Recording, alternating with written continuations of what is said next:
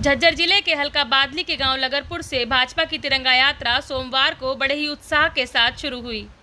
ओम प्रकाश धनखड़ के नेतृत्व में निकाली गई इस यात्रा में भाजपा हरियाणा सरकार के मंत्री मूलचंद शर्मा, मंत्री कमलेश ढांडा, कैबिनेट मंत्री ओम प्रकाश यादव के अलावा पूर्व सांसद सुधा यादव, जरावता के विधायक, जिला अध्यक्ष विक्रम कादियान, आनंद सागर, बहादुरगढ़ के पूर्व विधायक नरेश कौशिक और डॉक्टर राकेश सहित जिला स्तर के अनेक स्थानीय नेता व कार्यकर्ता मौजूद रहे।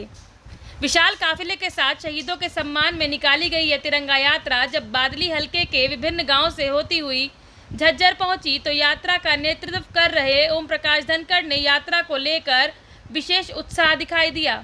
यहां उन्होंने मीडिया के रूबरू होकर प्रफुल्लित मन से कहा कि तिरंगा यात्रा के इस यज्ञ अनुष्ठान में जिस तरह से भाजपा के वरिष्ठ नेताओं, स्थानीय नेताओं, कार्यकर्ताओं व आमजन की भावांजलि मिली है, उसके बाद यह अनुष्ठान एक तरह से सफल हो गया है। धनखड़ यही नहीं रुके, उन्होंने कहा कि भारत में तिरंगा वीरता, संस्कृति और शहादत का आइकॉन है। तिरंगा हवा से नहीं फहरता बल्कि तिरंगा फहरता है शहीदों की अंतिम सांस से।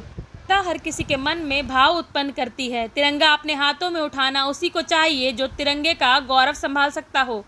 जिस समय तिरंगा यात्रा शुरू हुई उस दौरान उन्होंने भाजपा के कार्यकर्ताओं के सामने अपनी बात रखी थी। गणतंत्र दिवस पर तिरंगा अपने हाथों में परमवीर, महावीर व वीर चक्र विजेता ही उठाते हैं। धनखड़ ने दोहराया कि तिरंगा यात्रा में उनकी यात्रा का स्लोगन है कि शहीदों के सम्मान में, तिरंगे के मान में, भाजपा मैदान में।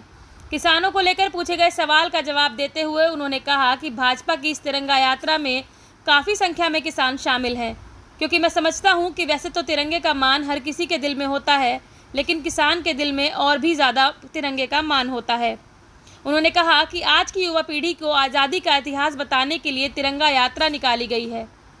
देश में 15 अगस्त को आज़ादी का 75वां साल शुरू हो रहा है। 25 साल में एक पीढ़ी बदल जाती है और उसकी जवानी भी निकल जाती है। भाजपा द्वारा तिरंगा यात्रा निकाले जाने का मकसद यही था कि युवा पीढ़ी को बताया जाए कि आज़ादी की लड़ाई कैसे लड़ी गई, आज़ादी का इतिहास क्या है और उस समय के दीवानों की सोच